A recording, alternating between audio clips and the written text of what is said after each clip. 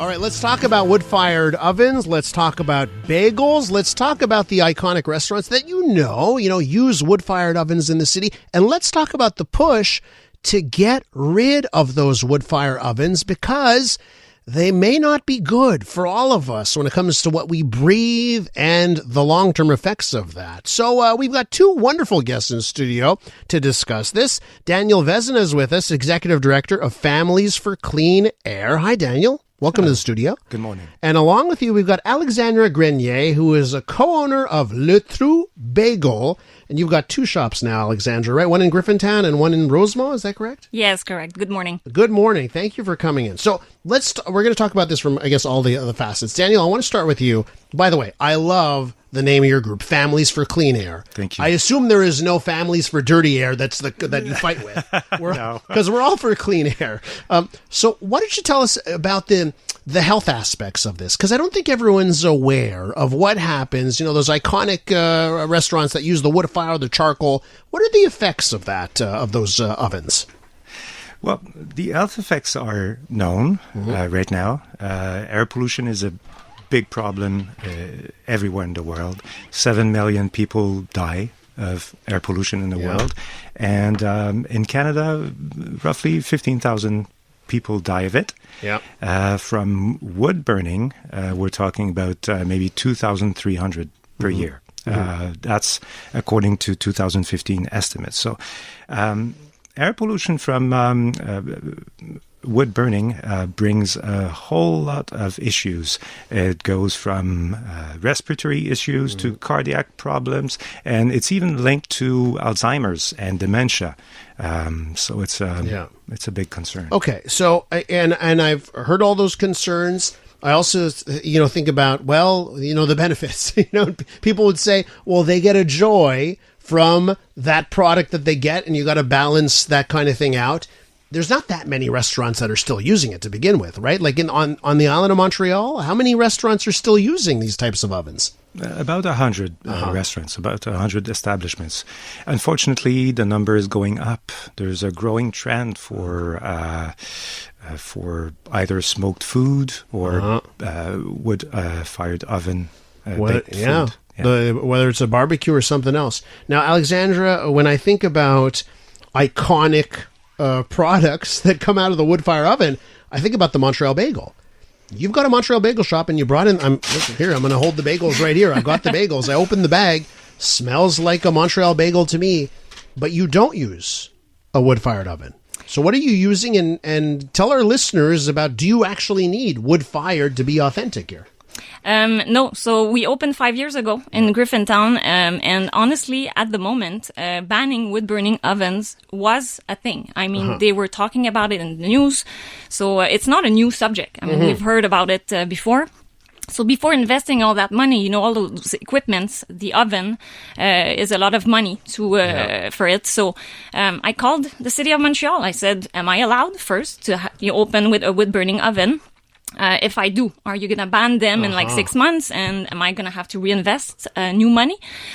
So it was really a concern. And, their recommendation was maybe you should avoid wood burning oven because we don't know what is going to happen, but we're talking about banning them. So we decided to go all the way and go for a gas burning oven, but the traditional oven that most of the famous and traditional bagel shops use.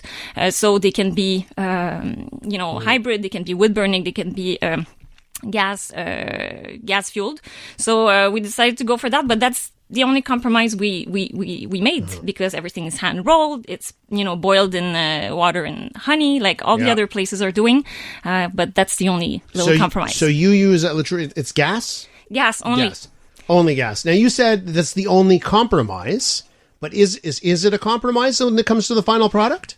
I think when you try to make to be credible, on the Montreal bagel scene. Yeah. At first, it is a compromise because, clients are going to ask you, is it a wood-burning oven? So it was, yes, at first. Now, I don't think it is. It's 5 years later. And you're still at it, and you've added a location. Correct. Okay. Daniel, obviously you've brought up some health benefits here.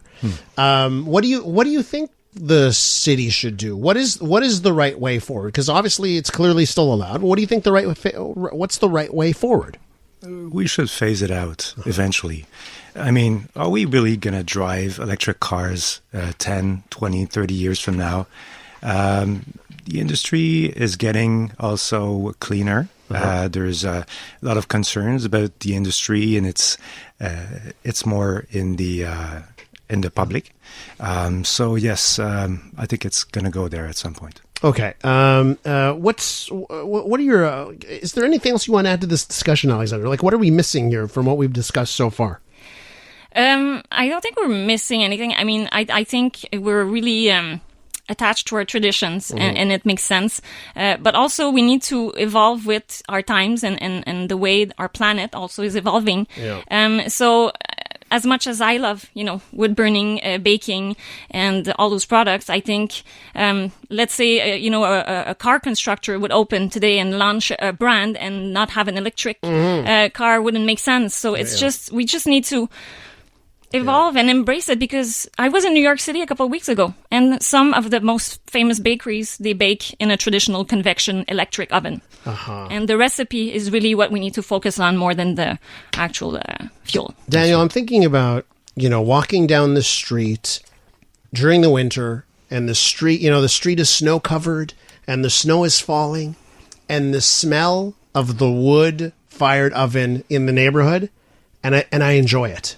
And I'm thinking about that moment. Benzene. So that's what I want to get to. Yeah. So that enjoyment from that smell, there's a dirty side to that. So what am I smelling, and why is it so bad? So it's benzene you're basically smelling, and it's a known carcinogen. At the end, there's no good smoke. Yes, there are some technical differences between wildfire smoke, cigarette smoke, and wood-fired oven smoke. But in the end, wood smoke is a huge contributor to serious health conditions. Yeah, and at any amount. I mean, that's the other thing I'm trying to get to is like, I would understand, like, and you bring up the worldwide deaths, and I know there are some places where the air quality, and it's just all day long you live in bad air quality. Yeah. Not the case here in Montreal, but is there any amount that's okay? What the science says on that, and how you balance a little bit overall. There is no safe level of exposure to PM 2.5 to fine particulate matter per the World Health Organization. That's a fact.